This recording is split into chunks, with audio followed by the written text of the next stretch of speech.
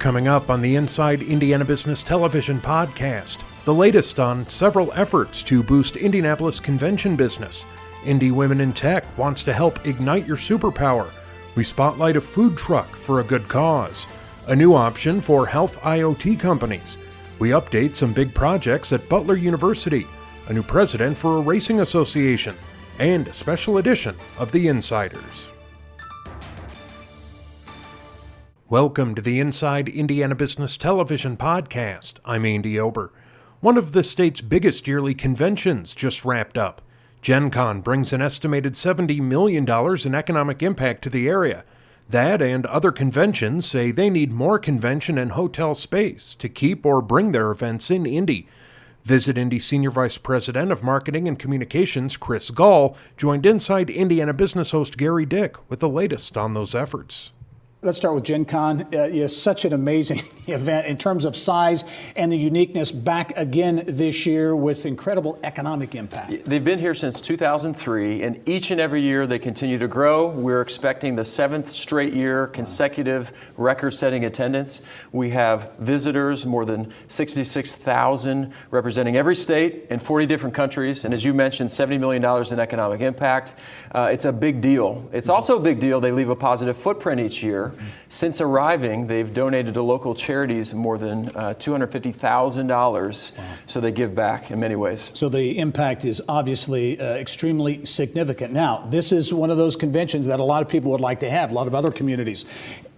Gen Con committed here through 2023, but you're really in the process of trying to get them to stay longer. You visited with their CEO, visited with their owner this week. What they have to say? Yeah, so we sat down with Gen Con's CEO and owner. We said, hey, look, here are renderings of what the convention center expansion will look like and the 2 anticipated hotels. Here's what Indy will look like, the capital city, in 2023 and beyond. That was really important to their decision making to stay here through 2023. They're eyeing Indy. They need more hotel rooms. They need more expanded convention center space, or else they'll literally outgrow the city. So they're watching and right now happy. Okay, 2 hotels announced some months ago. A Hilton-branded Signia Hotel just launching in Indianapolis, Orlando, and Atlanta.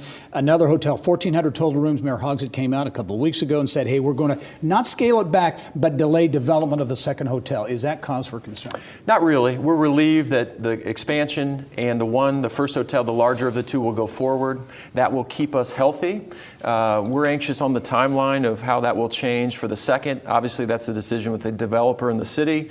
We feel confident on our research that we can supply enough conventions to fill up both, but ultimately supportive of the mayor and the decision they made, and will get us through the short term. But these conventions are certainly keeping an eye on the development at Pan Am Plaza. Well, you look at the Combine, they've renewing now just annually. As players are looked at on the field, they're examining the city off the field and making sure that we're developing. We'll talk about that in a second, but also, as we were talking off camera, you haven't announced the name yet, but you've secured a convention that Indianapolis has been chasing for a long time. 2 decades. We first started calling and knocking on the door of this major citywide convention in 1999. Wow. Just last week, they said yes to Indianapolis, giving us the verbal. For 2026, it's a $30 million convention, monopolizing every hotel room we have to offer, contingent on really and due to the expansion of the Indiana Convention Center and these new hotels. So for those thinking, hey, how far out are you booking conventions? Right. 26. Yeah. 2031, and this expansion is transformative. All right, you mentioned the Combine. Indianapolis presumably also going to make a bid for the NFL Draft. Now, these are things that maybe wouldn't have the impact economically, but from a visibility and a branding and exposure standpoint, off the charts. It's all about diversifying Indy's portfolio. When you look at major sporting events and conventions, the Draft is one we've not hosted. What an interesting bookend to have the Combine and then the Draft. So the Colts, the Indiana Sports Corps, the city, the CIB, we've sat around the table twice now. We are eyeing that event for a future year. Yep. We've got to get through the busy calendar of the All-Star Game and college football playoffs. You'll see us most likely put on a very aggressive bid, led by the Sports Corps, led by the Colts, sometime in the mid-2025, 6, 7, and 8. And we're anxious about that. Lots going on, obviously, in the convention and tourism business. Chris Gall from Visit Indy, as always, great perspective. Thanks for being here. Thanks for having me on. All right. Still to come, a food truck with a bigger purpose and how the Internet of Things is helping health tech. But first, For the third year, Indy Women in Tech is partnering with Women in High Tech and Conner Prairie to put together a STEM day for more than 600 middle school girls. The event at IUPUI later this month will give the students a chance at hands-on learning in the STEM fields. Indy Women in Tech Director Karen McGinn came in studio to talk about Ignite Your Superpower. This Ignite Your Superpower event is an interesting concept. This is the third year, started a couple of years ago. And from the beginning, this has been very popular. I think you had 600 plus in that first year. Talk about the idea and what this Ignite Your Superpower event is all about. Thank you. The Ignite Your Superpower is for the 7th and 6th graders through the IPS in Warren Township and Indian Creek. Our first year, we had well over 600 students that came, and they got so excited, they got engaged, they were having hands-on experiences with all of our vendors. We had several superhero volunteers that were leading the students around, and we were excited to see that they were coming away saying, I thought my brother could do this. Right. I thought my only, I didn't know it was me. And probably a big attraction, too, is the fact that it really is a hands-on. Talk about some of the things that these young girls are going to be doing at this event. Okay, yes, so we have 3D printers that will be coming in. We also have where they'll be making snow, slime, all kinds of things where they get really excited. They want to really dive in, get engaged, have that experience. And with our volunteers, we have several superheroes.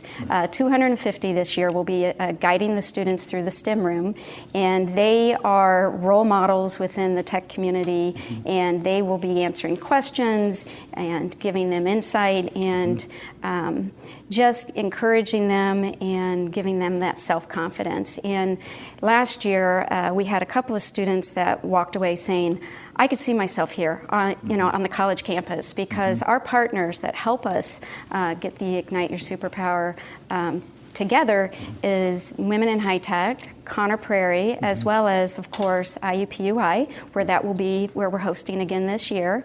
And they see themselves on the college campus. They can see themselves there. And a few of the girls even said, I could see myself being a scientist or an engineer. And that's so exciting to see those girls just get so excited about what the opportunities. And again, important to get them engaged at an early age, which this event does. IWIT very much involved in the IWIT LPGA Championship at the Brickyard again this year, third year. That too has a component very much about exposing not only the organization but also young girls and boys as well to STEM fields. Yes, so we are having our third year for the IWIT Championship LPGA. It's hosted at IMS at the Brickyard Crossing, and that full week we have different events. The Eureka Exchange, which is a STEM event, and our IWIT Summit. And it's been a wonderful platform to make awareness of Indy Women in Tech, making sure that we have sponsorships and donors. And for example, we had $180,000 raised last year that goes to the IWIT Foundation to support our education for the women as well as our STEM days. Great. And I wanted to also mention that this year we're thrilled. We got an award from Junior League of Indianapolis, $20,000 to support us to have a successful IYS this year. Very good. Indy Women in Tech, great organization. And again, the event coming up, Ignite Your Superpower event for 6th and 7th grade girls, August 22 at IUPUI. Karen McGinn, as always, thanks very much, and congratulations on the success. Thank you. All right. Appreciate it. Later in the podcast, help for health companies looking to get into IoT, and Butler's president updates projects at the school. But now, officials have cut the ribbon on what they call a first-of-its-kind program in the Midwest. New Hope, Indiana is launching the Cheese and Thank You food truck, where food is prepared, marketed, and served by young adults with developmental disabilities. Director of Community Outreach, Kathy Ballard, joined us with more. First of all, New Hope of Indiana. A lot of people know about the organization. 41 years in the community. Give us the thumbnail sketch of New Hope. Thumbnail sketch. It started as a residential facility for people with developmental disabilities and physical disabilities. Everybody is out in the community and has been now for a number of years. And we're trying to address the need of of young adults exiting high school who have a label of disability. Yeah, and we're talking about the food truck, but ultimately when you talk about the unemployment rate, which historically is very low generally across the United States, but for persons with disabilities, much higher. Yes, much higher, twice that of people without disabilities. Yeah. Okay, how did this idea for a food truck, and I love the name, Cheese and Thank You, great name. Yeah. How did that come about? Well, it came about when my CEO and I were talking about opportunities for new programming, and she said, "What about a food truck?" I said, "Oh, that sounds like fun." And the rest is history, as we see. You cut the ribbon just this week on Yes. this food truck. And again, this is staffed with 2, 3, or 4 persons with disabilities, and Yes. they do everything, right? Yes, that's exactly right. They do everything from start to finish. As you look at this, and again, as you talk, young people exiting high school is kind of the primary goal to get some of those people job skills. So you're providing a service out there, but this is really giving these young people skills, marketable skills. Yes, that's right. That is our goal, so that they can leave us and go on to a job in the community. How about the visibility, or what this says, or is there a message to the business community you want this food truck to kind of generate? Yes, the message is people with disabilities have many gifts and talents, very capable of working in the general business world. What's been the early reaction to the folks who are staffing the food truck? Well, we've been swamped since we had our grand opening with, people calling and asking about it, wanting us to come. And it was just a very, very exciting day all around for all of us. And I think you mentioned, as we were talking off camera, that one of the folks wanted to, hey, can I stay longer than that 1 year Yes, cycle? we've had 2 of the people ask if they could stay for another year. So Yeah. Is as you look at it, you're just starting with this first food truck, but is there a vision that this could grow over time? yes, we do have the vision of adding 1 or more trucks additionally. Okay, and I've already begun to see this Cheese and Thank You food truck at multiple locations around Indianapolis? Yes, that's correct. Okay, very good. Well, Cheese and Thank You, the new food truck, New Hope of Indiana. Kathy Ballard, thanks as always for joining us. Thank you so much for having us. All right. Remember, you can catch Inside Indiana Business Television on stations throughout the state every weekend. Head to InsideIndianaBusiness.com to check listings. Still to come, an update on Butler projects straight from the top, and a prominent motorsports executive has a new job. But first, people and companies looking to develop products and businesses around the health Internet of Things will have a new option. An Indiana organization is one of 40 to land funding to create and expand a new commercialization program. Indiana Connected Health IoT Lab Program Manager Mike Fritsch and Parkview Health Chief Academic and Research Officer Michael Miro joined Kylie Valletta in the business of health. Mike, we'll start with you. This grant from the U.S. Economic Development Administration, it could have focused on any economic cluster. Why is health IoT a good focus for Indiana? Well, first of all, digital health is supposed to be one of the largest components of IoT. And secondly, Indiana has a lot of health-related businesses and markets, including insurance, healthcare companies themselves, medical devices, orthopedics, and pharma. So it's just a natural place and a good place to get a lot of benefit. Give us an idea of the actual function of the lab. What is it going to do?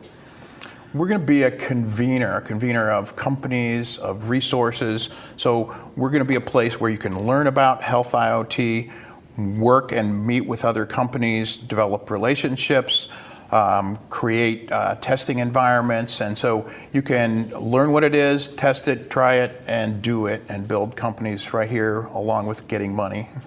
Right. And Dr. Miro, health IoT connects to a lot of different sectors. Why is it important for healthcare companies in Indiana? Well, there are many companies that are generating physiologic data from patients, and that needs to be connected to the electronic record in the health systems and then message to patients. So we have a project specifically around implantable defibrillators and pacemakers that we've been doing for the last 5 years, and we were the first organization to do this in the world, where we connected patients to their implantable device data. These devices are remotely monitored wirelessly. The data is sent to a server that the company has, but then it could be routed back through a secured system, and the patient can have access to their data. This will result in patient engagement and patients taking control of their own chronic disease and improving their care. And can you tell us just a little bit about some future projects, what might be in the pipeline? Well, we have one that is in the pipeline regarding medication adherence, where we're connecting the patient to information that's generated from a cellular-enabled pill bottle that we can tell when the patient takes the cap off the bottle to see if they took their medication. And it's also connected to a data feed from SureScripts, which adjudicates electronic prescriptions in the state of Indiana. We can tell when the patient goes to the pharmacy to get their medication refilled. So we can message the patient if they did not show up to get their medication refilled. We can also ask the patient why they didn't take their medication, so we can improve their adherence. And of course, 100% of medications administered for a reason to treat a disease, if they're not taken, aren't effective. And so we want to improve clinical outcomes. Absolutely. And this is virtually based in Northeast Indiana and Fort Wayne, but this is not just a Northeast Indiana project. Well, no, it's starting in Northeast Indiana, and it's physically located in the Innovation Center up there. But we also want to get the rest of the state involved on all the state, and eventually we want to grow past Indiana and get interest from companies across the country and across the world, and have them attracted to Indiana because of this capability. So what's your focus on right now? You're about 6 months in. Where are you? We've just gone through a lot of planning, a lot of setting things up. So we're ready to basically launch now, and our first step is really letting companies know and engage with them. So if you're interested in anything close to what we're talking about, we want companies to call us and engage. That's where we're at. All right, very good. Well, exciting turn of events for Fort Wayne. Keep us posted on the development. Later in the podcast, we talk to the new head of the Sports Car Vintage Racing Association and feature a special insiders panel. But now, a new sciences complex is set to take shape on Butler's campus, and the Board of Trustees has approved the $100 million project. Butler President James Danko talked about that and more in our Ion Education segment. We were talking off camera, hard to believe, 8 years, almost to the day, that the moving van showed up at your home. You moved here to Indianapolis in the presidency at Butler University. A lot has changed, and a lot of investment has taken place. It's been a phenomenal 8 years from both ourselves living in a great city like Indianapolis and the progress that happened at Butler University. Over that period of time, I was doing some of the math recently. It's over $250 million in investment in our campus and into Indianapolis, for that matter, right? And so this new science complex that you mentioned is a $100 million project. The building for the Lacey School of Business is close to 50. We put two new student residents up, parking structure that has retail, and a lot of underground infrastructure, and plus actually obtaining the property at Christian Theological Seminary. It really approaches $300 million all in over the last 8 years. Really a transformational time at Butler University here in Indianapolis. Jim, talk about the new building for the Lacey School of Business, because it really is. We're getting a first look inside the building. It really is quite a complex. It is 110,000 square feet. It's about 6 or 7 times larger than our current footprint business school, which the building they're moving out of. Interestingly enough, that building was so small that only about half of the classes could happen in here. Now the students are moving into a center that you would think it's a Silicon Valley firm, for that matter. It's high tech, a lot of open space, a lot of opportunity for interaction and engagement between the faculty and the staff and the students. We are very much welcoming the business community in there. We moved our career services into the new building for the entire campus. So we really look at it as a hub of activity, not only for our campus, for the business community. And I've got to believe it's part of the model of higher education now, and that's mimicking the real world, the business community, and connecting with the business community to give students those real life opportunities. Yeah, you know, we've really built quite strongly, especially the business school, around connecting theory with practice. And as much as I talk about the $300 million in investment, it's what's happening inside those buildings. And I'm so proud of the engagement of our students with the community and the way that we've moved into the innovation and the tech sector. So a lot of engagement. We talk about innovation, and the science complex, $100 million investment, which is obviously very substantial to really transform that complex. Yeah. You know, our science programs have grown 70% in terms of students. Business has doubled. Science and business innovation technology is so important to this community, to job growth, to gaining new business enterprises here to this city. So we're really positioned well to help propel that into the future. And that engagement, and we were talking again off camera about the investment that Butler is making in innovation and entrepreneurship and really connecting in those areas. We've had a number of companies, local companies, some even like Kenzie Academy, that chose to come to Indianapolis for their headquarters. We've made an investment in there, but more importantly, we're partnering with them in terms of programs that benefit a broad sector of potential students. Transformational times indeed at Butler University, a major new building for the Lacey School of Business, new science complex, and a lot of other investments as well. Jim Danko, was always good to see you. Congratulations on 8 years, and look forward to at least 8 more. Thank you so much, Gary. I appreciate it. Still to come, a special Insiders panel takes on a special anniversary. But first, Matt Breeden is the new president of the Sports Car Vintage Racing Association. Breeden has held executive positions in motorsports companies for more than 15 years and joined Bill Benner in this week's Inside Indiana Sports. For those who don't know, just gives us a capsule idea of what the SVRA is. Sure. So the SVRA is the largest vintage racing organization in the United States. We race at 14 top-tier venues across the U.S. We've got races at the Indianapolis Motor Speedway, Watkins Glen actually coming up here in about a month. We race at Laguna Seca, Circuit of the Americas, where they host the Formula One event.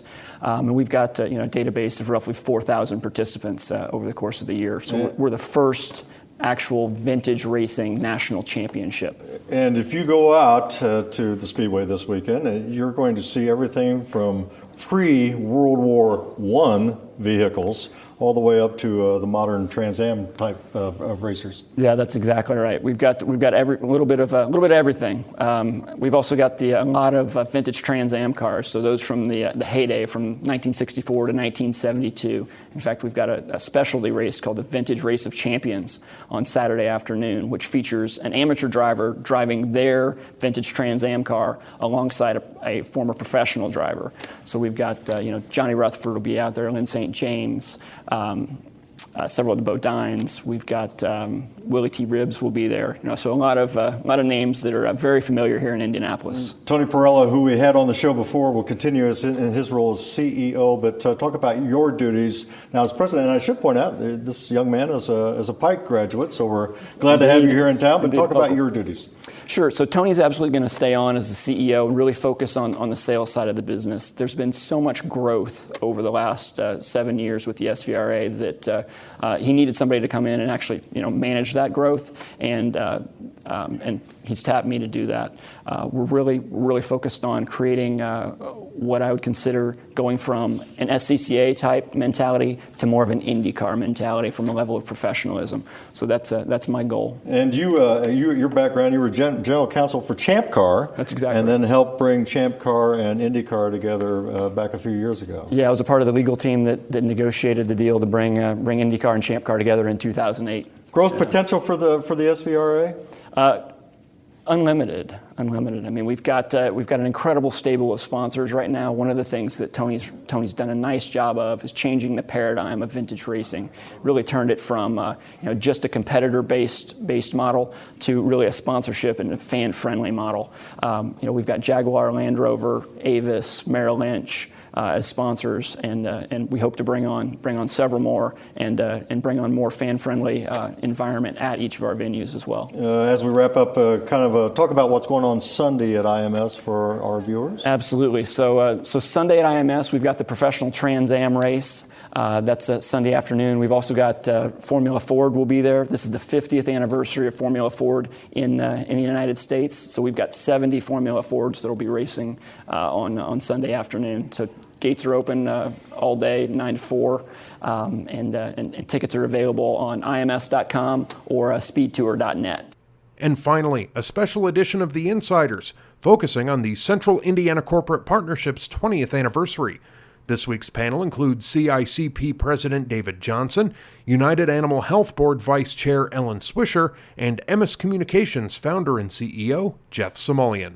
David, I'll start with you. We're going to go back to the early days, but fast forward to today, the Central Indiana Corporate Partnership, a holding company of sorts for some really important initiatives. It is, and it is also driving its own. So 16 Tech is an example of all those initiatives coming together with the rest of our economy to produce an innovation district near downtown of Indianapolis. And I think probably representative of collaboration is a big, completely. I know a big focus in Right. the 16 Tech project, this innovation district, potentially transformational for the region is a good example. Right, and you know the name of the organization, it's interesting. It is certainly the corporate partnership, and the vast majority of our members are corporate CEOs and board chairs, but we also have university leaders and philanthropic foundation leaders, and those are important elements in this economy too. Yeah.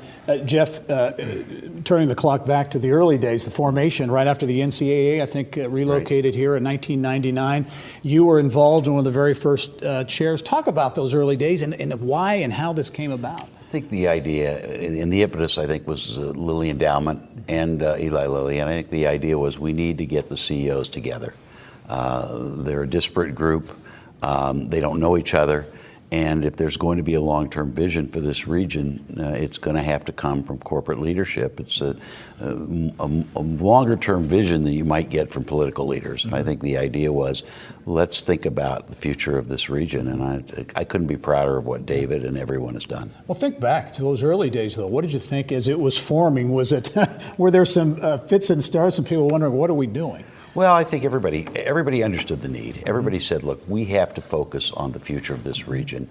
And I think that's always been the secret to Indiana and Indianapolis, is that people always come together, and there was a collaboration, and I think everybody checked their ego at the door and said, how do we make this place better? And they brought in Battelle to do a study, and again, the results, frankly, are beyond my wildest expectations for 20 years. Yeah, and you mentioned, I think, a good point is what makes Indianapolis and Indiana great is that partnership and collaboration. Ellen, a company, a great ag bioscience company, headquartered in Sheridan, United Animal Health. In your view, the importance of CICP, why is it important to a company like yours, and what really do you think the impact is of CICP? One of the great benefits is that it really increases the visibility of agriculture within the state of Indiana, but also within the Midwest itself. And we really appreciate that, as well as the technology that many of the leaders in agriculture are doing today. I have been so impressed with the leaders that have been within CICP. It is a powerhouse of intellect and of incredible research. I am so glad that it was started 20 years ago, because it is really working with the leaders and also taking the advice of very, very well-founded research to contribute to the economy of Central Indiana. And in present day issues, current day issues like talent and talent development, yes, with the sun. There's some real impact there. Yes, very much so. Yeah.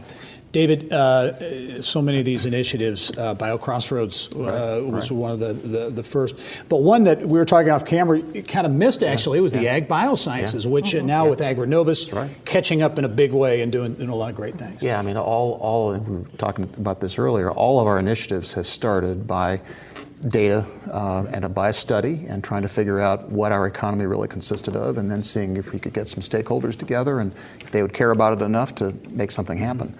We were real good on the biosciences and on information technology and, of course, advanced manufacturing and logistics, and later even clean technology and new forms of energy. But somehow with all that work, we missed the ag bioscience sector. But the momentum, and I remember being at the announcement, and I could tell that day there was support for this. To be fair, BioCrossroads did study it from the very beginning as part of the life sciences sector here, and always identified it as being an important part of the economy. But if you think back in the early 2000s, people were thinking a whole lot about agriculture as a source of fuel, less about feeding people, less about feeding more people. That all changed in the late 2000s, and these businesses that actually make it up had been around for a long time, but people just didn't put the picture together. Yeah. Jeff, and I'll ask all of you this as we wind down a bit, but the impact in your view, you do business, have done business in many cities around the country, around the world. Having a CICP here, what advantage or what's the impact that it has brought to Indianapolis and Indiana? Well, I think it's just made us competitive in so many areas. I think you've had visionary leadership. I could not be prouder to be associated with David, but Dave Goodrich and Mark Miles before. And I think it has really put us on the map. I think seeing the Brookings Institute say that what we've done here is unique in all the world, it's very, very gratifying, and I think it really has made a region which, by any measurable standard, it may not be competitive, much more competitive. Yeah. Ellen, your take on the impact? Well, I keep using the word inspiration because I am brand new on this group, and so the first time I go, I'm just so inspired with the quality of the leadership, the quality of the people, the quality of the meeting, the quality of the research. It honestly is inspiring, and it makes me want to be a better leader and make a larger contribution to my community, rely more on economic research, the strong foundation that they've established for our businesses. So it's inspirational.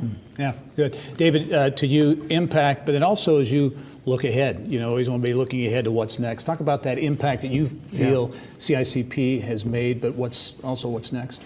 So if you look across the sectors of CICP and the organization, it's basically all of our R&D innovation intensive industries across the sectors that we have, and we have a lot of them.